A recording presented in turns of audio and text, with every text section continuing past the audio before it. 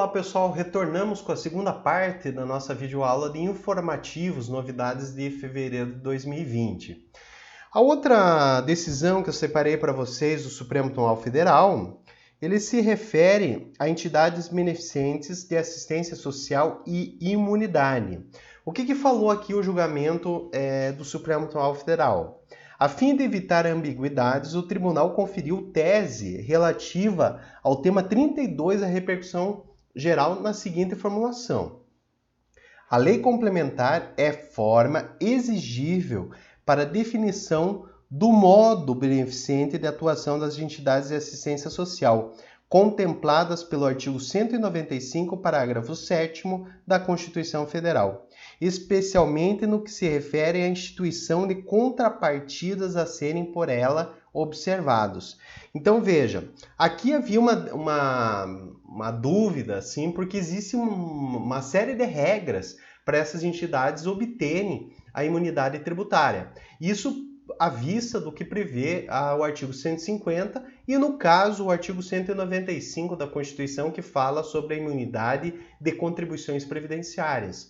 Então, para usufruir dessas imunidades, diz que é nos termos da lei, só que no caso de lei complementar, né? Então, a lei complementar pode estabelecer as restrições às imunidades tributárias dessas entidades, ou seja, você deve obedecer, sendo mais direto, o artigo 14 do Código Tributário Nacional, que lá estabelece como requisitos ter escrituração regular, não ter distribuição de lucros e ter não aplicar dinheiro no exterior, mas ser os beneficiários serem todos no ambiente nacional. Então, tudo isso à vista do artigo 14 do CTN. Agora, existe uma série de regras estabelecidas através de medida provisória, lei ordinária. Como que ficaria esse entendimento? Primeira coisa que o STF estabelece que somente a lei complementar pode tornar exigível a definição como essas entidades vão usufruir da imunidade tributária, tá? Agora, prosseguindo aqui, diz o STF que explicou que nos acordos das ações objetivas ficou consignado que aspectos meramente procedimentais referentes à certificação, fiscalização e ao controle administrativos são passíveis de definição em lei ordinária, mas que é necessária a lei complementar para a definição do modo, beneficente da atuação das entidades de assistência social previstas no artigo 195, parágrafo 7º da Constituição Federal, principalmente no que diz respeito à instituição de contrapartidas a que elas devem atender. Então não podemos confundir duas situações. Uma são aquelas questões mais relevantes da limitação das aplicações ao poder tributário, ou seja, o estabelecimento da imunidade e as regras essenciais para usufruir dessa imunidade deve vir através da lei complementar. Agora, situações aleatórias, como certificação, fiscalização e questões meramente administrativas, podem ser definidas através da lei ordinária, como nós temos na esfera federal a exigência da certidão demonstrativa ou certidão de entidade beneficente, que é exigida na chamada CEBAS, ou SEBAS, exigido para que essas entidades tenham imunidade. Nós, como procuradores, na época, municipais, a gente exigia, para conceder essa imunidade tributária, que essas entidades apresentassem essa certidão. Essas entidades impetravam o mandado de segurança dizendo que isso aí não era obrigação, porque não estava estabelecido no artigo 14. Só que havia essa briga, nos tribunais de primeira e segunda instância. Mas essa obrigação da lei ordinária, então, é inconstitucional? Não, ela visa apenas a questão de certificação, fiscalização e instrumentos administrativos. Não há impedimento algum da sua existência. Mas é essencial entender, a regra principal para essas entidades é a obediência ao artigo 14 do CTN, como eu apresento para vocês aqui. Então, o artigo 14 estabelece o quê? Primeiro, não distribuir qualquer parcela do seu patrimônio, de suas rendas, a qualquer título. Não podemos ter distribuição nem direta, nem indireta, tá? O lucro não pode ser distribuído. Tudo deve ser reaplicado na própria entidade. Segundo, aplicar integralmente no país os seus recursos na manutenção dos seus objetivos institucionais. E terceiro, manter em escrituração de suas receitas e despesas em livros revestidos de formalidades capazes de assegurar sua exatidão. Esses são os requisitos da lei complementar para usufruir da imunidade tributária prevista para entidades beneficentes. Comprovado isso, o resto é apenas regramento acessório, tá? Mas que são legítimos também, tá? Podem ser exigidos desde que não contamine a obrigação principal, ou seja, a regra principal do artigo 14, ok? Outro julgamento que eu achei interessante também para vocês e coloquei aqui no material é a questão do subsídio vitalício e pensão por morte de ex-vereador, né? Como que ficaria isso? Uma previsão de uma lei municipal que estabelece uma pensão por morte vitalícia. É possível, é constitucional isso? Diz o Supremo Tribunal Federal que não. Diz que a lei municipal a versar a percepção mensal e vitalícia de subsídio por ex-vereador e a consequente pensão em casos de morte não é harmônica com a Constituição Federal de 88. Quer dizer o quê? É inconstitucional, né? Então essa tese foi do tema 672 de repercussão geral fixada por unanimidade pelo plenário ao negar o provimento ao recurso extraordinário, declarando a não recepção pela Constituição Federal de 88 da Lei 907 de 84 no município de Corumbá. Tá? Então, esse julgamento aqui foi num controle difuso, mas é um entendimento consolidado do Supremo Tribunal Federal. Esses entendimentos, embora sejam um controle difuso, podem ser colocados em provas? Com certeza. Com certeza. Então, já tem entendimentos que, embora não estejam informativos, embora não estejam assim divulgados de uma forma ampla pelos meios de informação, pelas mídias sociais, são entendimentos que são cobrados em concurso público. Alguns com uma probabilidade muito maior, outras nem tanto. Mas essa videoaula tem que apresentar o que eu acho relevante para vocês. E esse é um julgamento que eu acho relevante para vocês entenderem. Aqui, só para vocês saberem, o tema 672, que foi salientado lá no acórdão, que eu acabei de ler, referia, né, cargo efetivo, subsídio vitalício e indeferimento na origem, né, recurso extraordinário. Possui repercussão geral controvérsia relativa à possibilidade de município conferir por lei municipal subsídio vitalício a ex-vereadores, tá? E esse aqui é o tema 672 que foi salientado no caso do julgamento, ok? Esse aqui é rapidinho só para vocês terem um entendimento. Outra questão interessante que eu salientei para vocês é a questão da legitimidade de procuradores, isso não é procurador do Ministério Público, mas é procurador pertencente à carreira da advocacia pública, para interposição de recurso em ações declaratórias de inconstitucionalidade. Isso aqui gerou uma polêmica muito grande, né? Dúvidas, principalmente naquelas aulas de controle de constitucionalidade, se o procurador geral do Estado, o procurador geral, de uma forma geral, o procurador público, poderia interpor recurso em nome do Estado, né? Ele protocolando, ou seja, porque existe a legitimidade do governador, né? Na verdade, para a interposição da ação declaratória de inconstitucionalidade, quem que entra em nome próprio? O governador, né? Muitos têm, mas o governador poderia impetrar sozinho, poderia ajuizar essa ação sozinho, ou precisaria da ajuda por uma questão postulatória. E nesse caso, como que ficaria o recurso?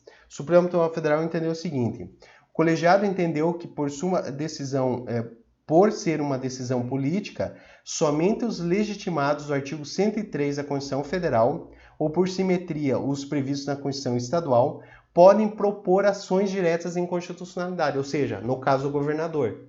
O governador pode ajuizar ação? Pode. Ressaltou, entretanto, prosseguindo aqui, ressaltou, entretanto, que os atos de natureza técnica subsequentes ao ajuizamento da ação devem ser empreendidos pelos procuradores da parte legitimada, no caso o procurador estadual, né? Então o procurador-geral do Estado pode prosseguir recorrendo dessa decisão? Pode. Aí citou precedentes do Supremo Tribunal Federal no sentido que recursos em ação direta de inconstitucionalidade podem até vir assinados pelo legitimado conjuntamente com o procurador, mas que seria essencial a presença do advogado, né? Então veja esse aqui, o recurso extraordinário 112, 6828. Tá? Nesse caso aqui, o STF, então, reafirmou o entendimento que nos casos de ajuizamento da ação declaratória de inconstitucionalidade, tem que se respeitar os legitimados previstos na Constituição Federal. E, por simetria, isso deve ser adaptado e inserido na Constituição Estadual. Então, somente eles têm essa legitimidade. Não quer dizer que o Procurador-Geral do Estado não possa assinar junto, mas a legitimidade é do governador. Agora, passada essa fase que você tem a decisão e você tem a possibilidade de recursos, embargos de declaração, ou, por exemplo, na DIN estadual você tem o recurso extraordinário para o Supremo Tribunal Federal, você tem o quê? A possibilidade do procurador do Estado recorrer, apresentar a peça com a sua assinatura. Isso porque há uma legitimidade técnica nesse caso, uma necessidade de apresentação através daquele que tem a formação jurídica, no caso, o advogado público, né? Então, veja, uma decisão interessante que eu achei para vocês, e nesse caso aqui, eu achei interessante para vocês estudarem para o concurso público. Embora vocês já tenham visto isso em materiais de direito constitucional, reafirma a sua importância aqui no estudo da advocacia pública. Outra decisão muito interessante aqui que eu selecionei para vocês é a respeito da criação de cargos em comissão, tá? Isso aqui foi julgado na DIN 5542 e é uma coisa que vem a todo momento. E isso aqui, num parecer, numa prova que envolva parecer jurídico, é uma matéria de mão cheia para cair. E vejam por quê. O Supremo Tribunal Federal entendeu que os cargos em comissão destinam-se a atribuições de direção, chefia e assessoramento. Isso a Constituição Federal deixou claro, né? Em recente decisão no julgamento do recurso extraordinário 041-210, de relatoria do ministro Dias Toffoli, essa corte fixou tese acerca dos requisitos para a criação em cargos em comissão. Então, vejam, além daqueles requisitos do artigo 37 da Constituição Federal, a gente tem essa discriminação através da tese aprovada pelo Supremo Tribunal Federal. Primeiro requisito.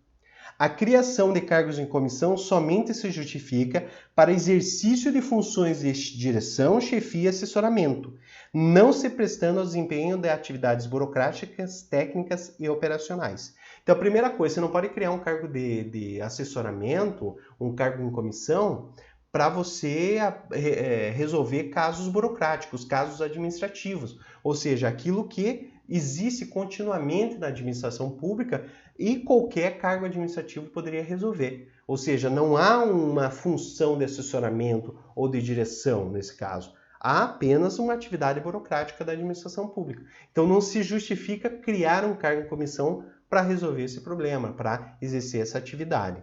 Essa é a primeira situação. Veja que isso contraria muito a prática, principalmente municipal. Mas, enfim, você tem que estudar posicionamento supremo, né? Nesse caso, é o que prevalece na sua prova. Segundo requisito. Tal criação deve pressupor a necessária relação de confiança entre a autoridade nomeante e o servidor nomeado. Para que existe o cargo em comissão? É exatamente para você ter essa relação entre quem nomeou e o nomeado. Então, você é alguém de confiança colocado ali. Então, por isso que tem essa função de assessorar e chefiar, né, determinado órgão público. Então, nesse caso, você tem essa relação de confiança. Não é ilegal, não é inconstitucional. Até mesmo é um dever que exista essa relação de confiança. Terceiro requisito. O número de cargos comissionados criados deve guardar proporcionalidade com a necessidade que eles visam suprir e com o número de servidores ocupantes de cargos efetivos do ente federativo que os criar. Com base nesse critério, vários concursados, ou concurseiros, aliás, que passaram no concurso, mas não foram nomeados, conseguiram ser nomeados através do mandado de segurança, onde eles conseguiram comprovar que os cargos em comissão tinham um número muito maior que os cargos efetivos. Então há uma comprovação naquele caso, embora não tenha tantos cargos efetivos nomeados ou lotados, você tinha cargos vagos de concurso público. Então, nesse caso, caberia uma razoabilidade no mandado de segurança e uma ordem judicial para obrigar a administração pública a nomear aqueles que estavam aguardando lotação e nomeação desse concurso público realizado. Então é um requisito super importante e vocês devem prestar bastante atenção, até mesmo se precisarem impetrar o mandado de segurança. E por último, as atribuições dos cargos em comissão devem estar descritos de forma clara e objetiva na própria lei que os instituir, né? Então são, portanto, esses requisitos para a criação de um cargo em comissão. A DIN foi declarada, nesse caso, improcedente, mas foi definida essa tese. Então, há um entendimento do Supremo Tribunal Federal sobre criação de cargos em comissão? Esses aqui são os requisitos. Então, professor, como que pode ser cobrado isso numa prova? Pode ser cobrado com uma grande probabilidade em provas dissertativas. Tanto questões quanto parecer ou eventualmente até uma ação judicial. Mas eu vejo mais uma carinha aí de um parecer jurídico, uma questão dissertativa. Que pode trazer, assim, por exemplo, uma pergunta, aborde a possibilidade de criação em cargo de comissão através de lei, enviada pelo prefeito ou governador, e que tem essa necessidade de obediência aos requisitos do artigo 37 do Supremo Tribunal Federal. Aborde esses requisitos. Claro que não seria tão fácil da forma que eu descrevi aqui para vocês, mas a grosso modo seria isso. Então é uma carinha numa questão dissertativa, o que não impede de trazer uma objetiva, mas eu acho mais difícil porque é muito conteúdo. Então há uma probabilidade maior de questões dissertativas, tá ok? Tema interessante aí para o seu estudo. Outro tema aqui que eu salientei para vocês é um julgamento de uma reclamação, na verdade um agravo regimental numa reclamação, número 26.448, de relatoria do ministro Edson Fachin, e que envolve questão de nepotismo. Diz nesse caso aqui o Supremo que a proibição ao nepotismo decorre diretamente dos princípios da impessoalidade, da moralidade e da eficiência. E é evidente que eles também incidem sobre os chamados cargos políticos. Opa! O professor falou sobre cargos políticos. Será que vai incidir, então, a súmula vinculante que veda o nepotismo? Vamos lá, vamos prosseguir nesse julgamento. Quando a nomeação para cargo ou designação para função recai sobre servidor que tem relação de parentesco ou relação íntima com a autoridade nomeante, há incidência da súmula vinculante número 13, mesmo se houver vínculo efetivo, né? Mesmo que ele seja concursado, mas você teve uma função de confiança nesse caso, você pode configurar aí o nepotismo. Pois nesses casos há, tal como se dá com a nomeação de quem não o tem, o exercício do cargo passa a atender os critérios que não são exclusivamente públicos e a confiança que se deve ter no desempenho da função pública é prejudicada. Então, nesse caso aqui, você tem o quê? Uma incidência da súmula vinculante vedando, né, a nomeação de parentes para esse cargo, porque com certeza você não tem essa relação de confiança previsto no desempenho da função pública. Aí, prosseguindo, o conceito de parentesco para efeitos da incidência da súmula não coincide com o que está previsto no Código Civil, pois o problema não é definir quais são os parentes para efeitos civis, mas definir quais aquelas pessoas que, sobre a classe de parentesco, tendem a ser escolhidas não para o interesse público, mas por interesse de caráter pessoal. Então veja, um julgamento do Supremo Tribunal Federal que visou otimizar a aplicação da súmula vinculante. E nesse caso aqui, começou-se a indagar se eu devo aplicar, por exemplo, a relação de parentesco conforme regulamentado no Código Civil, ou se aplico literalmente o que prevê a súmula vinculante número 13. Salientando para vocês a leitura aqui que fala que a proibição, por exemplo, se diz a nomeação de cônjuge, companheiro ou parente em linha reta, colateral ou por afinidade até o 3º grau, tá? Então, nesse caso aqui, não se deve interpretar extensivamente colocando as definições ou explorar uma definição a partir do Código Civil. Deve-se colocar a interpretação literal da súmula vinculante número 13. Tá? É um julgamento interessante aqui que eu queria salientar para vocês, porque é um julgamento que envolve a aplicação da súmula vinculante número 13. E, por exemplo, em procuradorias municipais, ao menos na prática, há muita indagação como que eu devo aplicar. Nesse caso, posso nomear ou não? Nesse caso, é possível nomeação ou não? Veja, se isso ocorre na prática, há uma probabilidade muito grande que a banca ache isso importante e coloque no seu concurso. Então, esse entendimento aqui eu saliento e sugiro que você se aprofunde. Pegue esse julgamento, né, só colocando para vocês novamente, agravo regimental na reclamação 26448. Entre no site do Supremo, acesse e leia o acordo, porque é um entendimento assim que vai te atualizar e vai te preparar para uma eventual questão dissertativa, ok? Tranquilo? Vamos lá, prosseguindo. Agora, pessoal, eu vou abordar os principais julgamentos do STJ. O que a gente tem de interessante aqui no STJ em relação à advocacia pública? Primeiro caso que eu selecionei para vocês é a respeito da devolução de bem público furtado. Não anula a improbidade administrativa. Veja, isso aqui é até uma coisa mais lógica, mas muitos querem utilizar a tese lá do furto de uso, né? E a devolução desse bem furtado, será que poderia retirar a improbidade administrativa? Dizer, houve um engano, eu roubei ou furtei por engano nesse caso? Não pega. O que o STJ, através do recurso especial 1579-678, definiu? Seguinte, o ressarcimento ou restituição dos bens à administração pública por ato daquele que praticou a conduta improba ou por ato de terceiro, como no caso, pode devolver o estado anterior das coisas para fins de aferição da responsabilidade, no caso da reparação integral do prejuízo. Todavia, não faz desaparecer o ato da improbidade que gerou dano erário. Nesse caso aqui, nós temos o quê? Duas situações. Uma no caso da responsabilidade, no caso do dano erário, que pode ser um pouquinho amenizado. Então, você roubou, mas se devolveu. Então, esse dano erário foi amenizado. Mas a configuração da improbidade administrativa vai permanecer incólume. Ou seja, não há retirada, não desconfigura a improbidade administrativa nesse caso. É importante entender isso por quê? Porque a improbidade administrativa, uma vez configurado, você não tem essa possibilidade de transação ou retirada da possibilidade com ressarcimento do dano. Tá? Uma vez configurado, já se encontra, vamos dizer, incidido, né, a incidência da improbidade no caso concreto.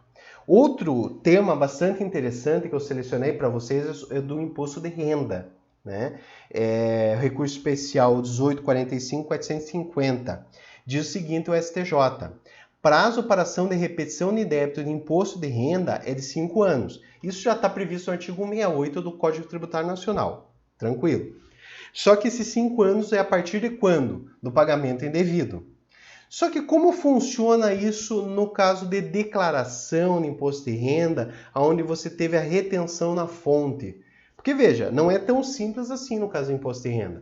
Outros impostos você paga, uma vez extinto o crédito tributário, começa a correr o prazo de 5 anos para restituição, caso o pagamento tenha sido indevido. No caso do imposto de renda, você tem a retenção e você vai ter no ano posterior a declaração, o ajuste anual no imposto de renda, que é a partir de abril. Então, hoje nós estamos em fevereiro, logo nós vamos ter a declaração, o prazo final da declaração do imposto de renda. E esse prazo de 5 anos conta-se da onde? Né? Veja aqui que o STJ entendeu. O Tribunal de Origem decretou a prescrição adotando como termo inicial a data da retenção indevida. No entanto, na forma da jurisprudência do STJ, aí vem a tese. A prescrição da ação de repetição de débito tributária flui a partir do pagamento realizado após a declaração anual de ajuste no imposto de renda, e não a partir da retenção da fonte. Veja que interessante isso aqui, pessoal, por isso que eu coloquei para vocês. Você tem a retenção, por exemplo, no ano de 2019. Então, lá em julho, você teve a retenção. Será que eu conto os 5 anos dessa retenção? Ou a partir do ajuste anual, onde você vai pagar mais ou vai restituir um valor pago a mais no mês de abril? Então, você entregou essa declaração de ajuste anual e você tem a retenção lá no ano passado. Qual que é o termo inicial desses 5 anos? Diz o STJ que é após o pagamento da declaração, ou seja, você tem a declaração anual e aí você vai ter esse prazo, se é de pagamento ou restituição, mas é dentro desse prazo da declaração anual. É o que fala aqui, ó. A prescrição, vou ler novamente para vocês. A prescrição da ação de repetição em débito flui a partir do pagamento realizado após a declaração anual do ajuste anual. Então, não é o prazo da retenção, tá? No item 2, assim, o prazo para postular a repetição em débito tributário federal é a 5 anos a contar do pagamento indevido. Na hipótese dos autos, o acórdão recorrido reconhece a declaração não foi entregue antes de fevereiro de 2005. Então, no caso, não há prescrição aplicável no caso concreto, tá? Então, só para vocês não confundirem, temos a retenção lá no ano e a declaração do ajuste anual no outro ano. É a partir dessa declaração do ajuste anual. Ali pode gerar um pagamento do ajuste anual ou restituição, mas isso não vai interferir nesse entendimento. O que vale é posterior à declaração do ajuste anual. Muito interessante isso aqui, principalmente quem for para cargos federais, mas também não elimina de cair em cargos estaduais e municipais, ok?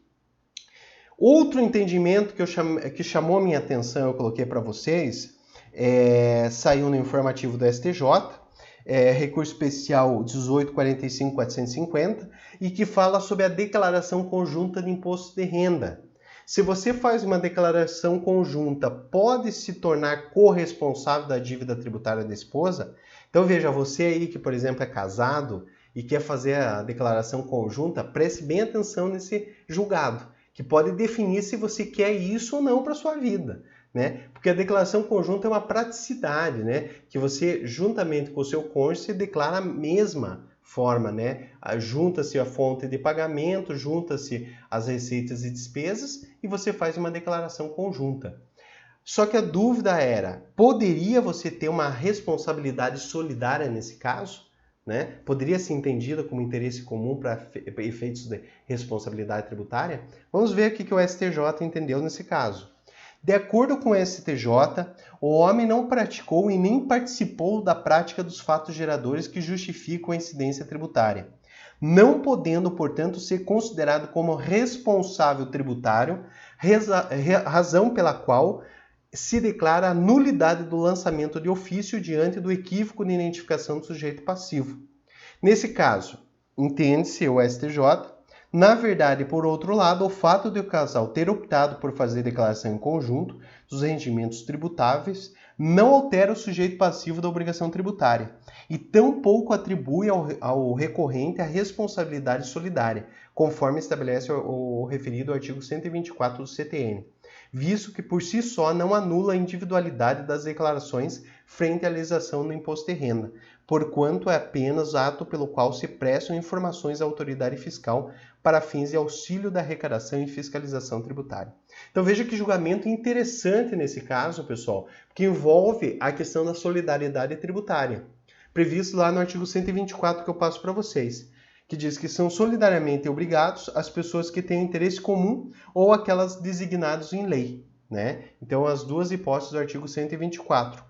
Nesse caso, entende o STJ que não configura nenhuma das hipóteses no caso da declaração conjunta do imposto de renda. É apenas uma praticidade para o fisco fiscalizar. Então não cabe, por exemplo, ao fisco entender que é uma mesma obrigação tributária. Não se perde a individualidade da declaração do imposto de renda. Nós temos o marido e a mulher. Cada um tem uma obrigação, cada um tem uma receita e uma despesa. Apenas há uma junção para efeitos de declaração, o que não desconfigura a individualidade.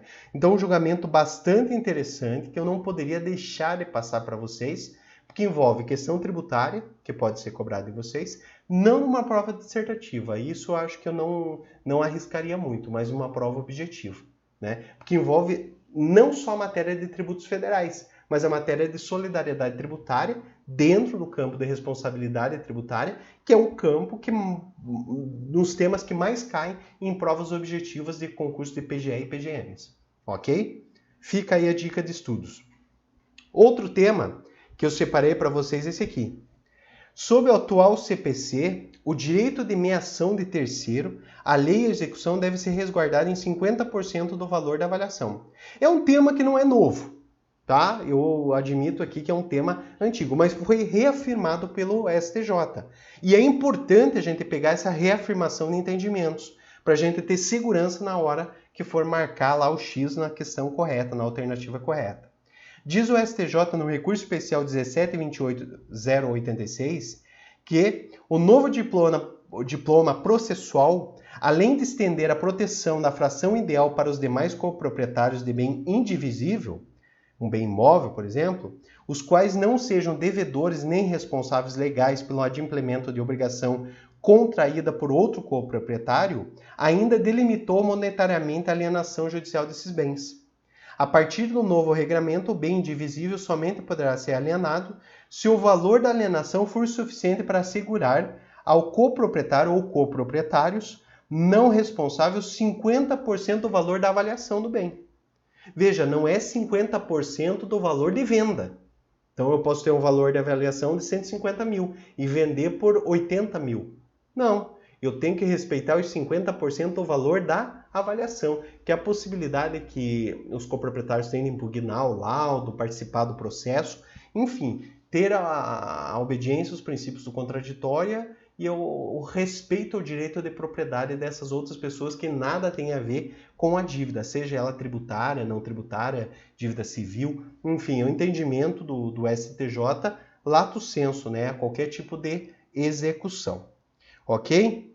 Só para a gente encerrar essa videoaula, eu trouxe outro julgamento STJ sobre reclamação, né? O julgamento é de uma reclamação 36476 e fala o seguinte: não cabe reclamação para discutir a aplicação de repetitivo, que é aquele recurso sob o regime de recursos repetitivos, né? Diz aqui o STJ, a aceitação de reclamação em tela tornaria estérea a vedação do CPC quanto à interposição de agravo quando o recurso especial é inadmitido na origem, em razão da coincidência entre o acordo recorrido e a tese repetitiva no STJ. Isso porque bastaria a parte cumprir formalmente com a exigência de interposição de agravo interno no tribunal local para então submeter seu litígio concreto ao exame dessa Corte Superior. Então, nesse caso aqui, uma tese bastante importante, né, colocada pelo STJ e que fala aí sobre um recurso sobre regime de recursos repetitivos, que é um recurso que já veio antes do CPC de 2015, mas que é muito aplicado, que a gente vê isso muito na prática. Então fica também uma dica aí para o estudo nessa videoaula para um aprofundamento no estudo para a advocacia pública. Ok, pessoal? Depois a gente vai continuar com novos entendimentos, novidades aí do STJ e depois do TST, nos terceira, né, videoaula sobre informativos STF, STJ e TST. Ok? Até lá!